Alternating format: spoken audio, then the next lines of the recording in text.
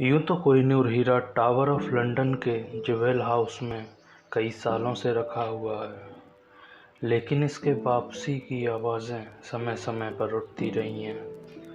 सबसे पहले इसकी मांग भारत ने ब्रिटेन से की थी आज़ादी के तुरंत बाद ही। उसके बाद 1974 में पाकिस्तान के प्रधानमंत्री बेनज़ीर भुट्टो ने ब्रिटेन के प्रधानमंत्री जेम्स कालगन को पत्र लिखकर कहा था कि कोहिनूर उन्हें वापस किया जाए, और नवंबर 2000 में अफ़गानिस्तान में वहाँ के पीएम ने ब्रिटेन के पीएम से कहा कि कोहिनूर हमें वापस किया जाए क्योंकि इस पर कानूनन हक सिर्फ हमारा है। 2002 में जब क्वीन मदर का देहांत हुआ था तो कोहिनूर पर पड़े ताज को उनके ताबूत के ऊपर रखा गया था। तब ब्रिटेन में रहने वाले सिखों ने ज़बरदस्त विरोध किया कि उन्हीं की आंखों के सामने उन्हीं के देश से चुराया हुआ सामान की नुमाइश की जा रही है। कोहिनूर के बारे में कहा जाता है कि इसको संभवतः तुर्कों ने किसी दक्षिण भारतीय मूर्ति की आंखों से निकाला था। कोहिनूर पुस्तक के लेखक विलियम डैलरैम्पल बताते हैं कि कोहिनूर का पहला आधिकारिक जिक्र 1750 के मोहम्मद मारसी के नादिर शाह के भारत आक्रमण के वर्णन में मिलता है। मारवी लिखते हैं, मैंने कोहिनूर को पहली बार तख्ते ताऊत में देखा, जिसे नादिर शाह दिल्ली से लूट कर हेरात ले गया था।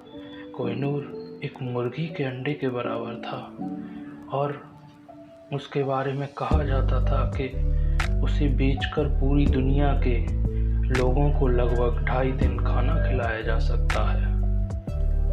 तख्ते ताऊत को बनाने में ताजमहल से ज़्यादा दोगुना करीब धन लगा था। बाद में कोहिनूर को तख्ते ताऊत से निकाल लिया गया था क्योंकि मोहम्मद नादिर शाह को वह अपनी बाहों में पहनना था। दिल्ली की लूट अफ़गानिस्तान ले जाने का बहुत दिलचस्प किस्सा फ़ारसी इतिहासकार मोहम्मद काज़िम मारवी ने अपनी किताब आलम आरा इनायदी में लिखा है। दिल्ली में 57 दिनों तक रहने के बाद 16 मई 1739 को नादिर शाह ने अपने देश का रुख किया, तो साथ में वो मुग़लों की पीढ़ियों की जुटाई हुई सारी दौलत को ले गया। उसकी सबसे बड़ी लूट थी तख्ते ताऊस, जिसमें कोहिनूर और तैमूर की रूबी जड़ी हुई थी। लुटे गए सारे खजाने को 700 हाथियों, 4000 ऊँटों और 17,000 घोड़ों पर लाद कर ईशान के लिए रवाना किया गया। नादिर शाह के साथ भी यह हीरा कई दिनों तक नहीं रह पाया। उसकी हत्या के बाद यह हीरा उसके अफ़गान अंगरक्षक अहमद शाह अब्दाली के पास आया और कई हाथों से होते हुए 1813 ईस्वी में महाराजा रणजीत सिंह के पास पहुंचा, जो कि उस समय पंजाब के राजा थे। 1819 में महाराजा रणजीत सिंह की मृत्यु हो गई। कड़े सत्ता संघर्ष के बाद 1843 ईस्वी में 5 वर्षीय दिलीप सिंह को पंजाब का राजा बनाया गया, लेकिन इसके बाद दूसरे एंग्लो अंग्रेज़ युद्ध में जीत के साथ ही यह पंजाब की सत्ता और कोहिनूर अंग्रेज़ों के हाथों में चला गया। दिलीप सिंह को उनकी मां से अलग कर एक अंग्रेज़ दंपत्ति के साथ रहने के लिए फतेहगढ़ किले में भेज दिया गया और लॉर्ड डलहौजी ने कोहिनूर को पानी के जहाज़ से महारानी विक्टोरिया को भेंट के रूप में भेज दिया गया। उस जहाज़ को रास्ते में कई परेशानियों का सामना करना पड़ा। जहाज़ के सदस्यों को पता नहीं था कि वो क्या लेकर जा रहे हैं। इंग्लैंड बस 3 लोगों को पता था। जब मैडीना नाम का यह जहाज़ निकला तो 1-2 हफ्ते तक तो सब ठीक था, पर धीरे धीरे जहाज़ के कर्मचारी बीमार होने लगे। उनकी मरने जैसी स्थिति हो गई थी और इंग्लैंड तक पहुंचने पर कुछ लोगों की जान भी गई थी। उन्हें रास्ते में काफ़ी भारी तूफानों का भी सामना करना पड़ा।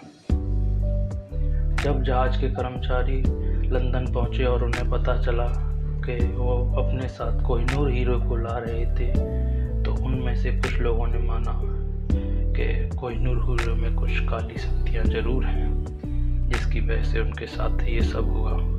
जब कोहिनूर लंदन पहुंचा तो उसे क्राउन पैलेस में ब्रिटेन की जनता के सामने प्रदर्शित किया गया था। इस बीच किले में रह रहे महाराणा दिलीप सिंह ने महारानी विक्टोरिया से मिलने की इच्छा जताई। इसके लिए महारानी तैयार भी हो गई थी। वहीं पर दिलीप सिंह ने महारानी विक्टोरिया के पास रखे हीरे को उनको भेंट के रूप में दिया। इससे महारानी को उस कोहिनूर को पहनने की आधिकारिक वजह मिल गई। फिर उन्होंने इसके बाद जिंदगी भर इस कोहिनूर हीरे को पहना। महारानी विक्टोरिया के बाद किसी ब्रिटिश राजा या रानी ने इस कोहिनूर हीरे को अपने ताज में नहीं पहना, सिवाय उनकी बहू रानी अलेक्जेंड्रिया के। यह थी कहानी कोहिनूर हीरे की। धन्यवाद।